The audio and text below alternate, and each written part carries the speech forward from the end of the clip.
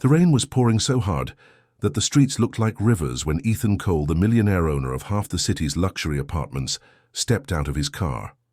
He was returning from a late meeting when his eyes caught something unusual near the front gate of his mansion. A woman sat under the old oak tree, drenched, clutching a paper bag and eating in silence. His driver said, "Sir, that's the maid, the new one." Maya, Ethan frowned. She could have eaten inside. Why is she sitting out there? Stepped closer, the sound of rain drowning his expensive shoes. She didn't notice him at first. She was too busy protecting her food from the rain, trying to keep it dry. He finally spoke. "You're eating in this weather. You could catch a cold." She jumped, startled, her spoon falling into the mud. "Sorry, sir, I didn't want to make a mess in your kitchen." Ethan looked confused. "My kitchen has space for everyone." She shook her head, eyes downcast. "No, sir. The head maid said I wasn't allowed to eat. With the others, I didn't want to cause trouble." Ethan's jaw tightened as rain soaked his coat. He handed her his umbrella and said, "Get up now, come inside." She hesitated, afraid she'd be punished, but he led her to the dining hall anyway. The other maids froze, their faces pale as Ethan pulled out a chair. "Sit," he said firmly, "and eat properly." Maya's hands trembled as she obeyed. He didn't speak again until she finished her meal. When she whispered, "Thank you, sir," he asked quietly, "Why didn't you tell me this before?" Her answer was soft but heavy, "Because people like me aren't supposed to talk back, sir." That night, Ethan didn't sleep. The image of her eating in the rain haunted him. Her quiet dignity, her refusal to complain something about it shattered the world he thought he understood. The next morning, Ethan arrived at the mansion earlier than usual. The staff froze when they saw him walk straight into the servants' quarters, his expression unreadable. The headmaid stood up, nervously clutching her apron. "Sir, is something wrong?" Ethan's tone was calm, but his eyes were cold. "I want to know who told Maya she couldn't eat in the house." The room went silent until the woman stammered, "It's just how things have always been, sir. Rules from before." Ethan interrupted sharply, "Not anymore. From today, everyone eats in the same kitchen, and anyone who has a problem with that can leave."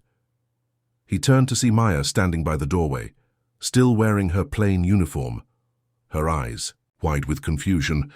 "Sir, you don't have to defend me," she said quietly. Ethan looked at her and replied, "I'm not defending you. I'm fixing something that should never have been broken."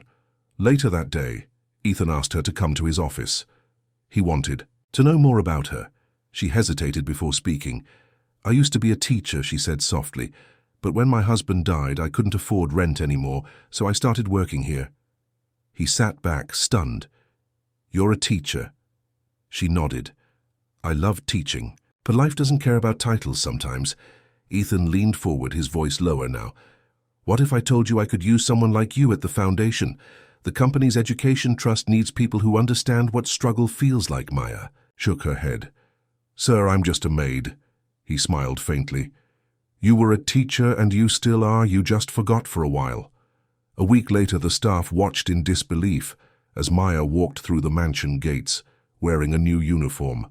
Not as a maid, but as an education consultant for the Cole Foundation. Ethan's words echoed through the halls that day. Respect is not earned by money.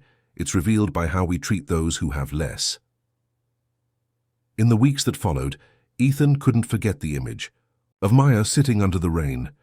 He began to notice things he had never cared to see before: the long hours his staff worked, the quiet exhaustion on their faces, and the small, unspoken rules that kept them divided. One morning, he gathered everyone in the main hall and said, "This house belongs to all of us starting today. No one here eats alone, sleeps hungry, or feels less than anyone else." Some were skeptical, but when Maya walked in carrying breakfast for the gardeners and smiled at him, the staff began to believe he meant every word. Over time, Ethan and Maya worked together at the Cole Foundation, expanding its reach beyond the mansion.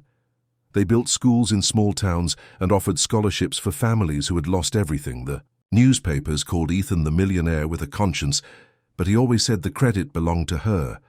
One afternoon he told her, "You changed the meaning of wealth for me, Maya. You made me realize I wasn't rich, I was just lucky."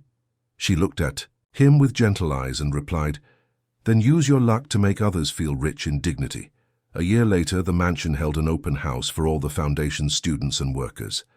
Laughter filled the halls that were once silent.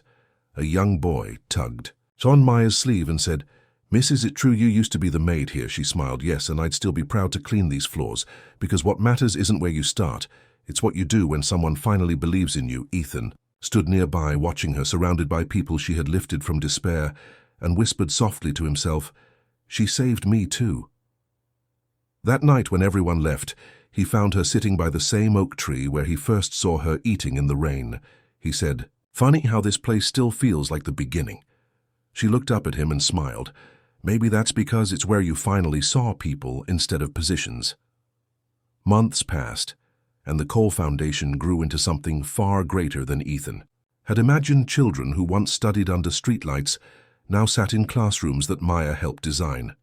Her name had become a symbol of hope, yet she remained the same gentle woman who still checked the kitchen first every morning to make sure everyone had eaten.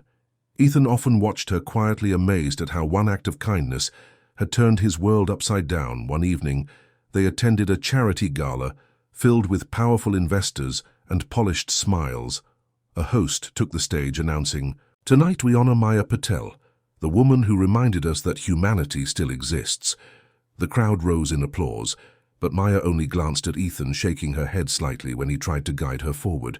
She whispered, "I don't do this for applause." He smiled. "That's why you deserve it." When she finally stepped up to the microphone, her voice was soft but steady. "I once thought respect belonged to those with money. Now I know it belongs to those who use it to lift others." After the event, Ethan found her outside, away from the flashing cameras, watching the city lights shimmer across the water. He said, "Do you ever regret that night in the rain?" She turned to him, smiling. "No, because that night changed both of us. You learned compassion, and I learned courage." He nodded quietly, then said, "I used to believe my wealth was my greatest strength, but now I see it was my blindness. You taught me to see."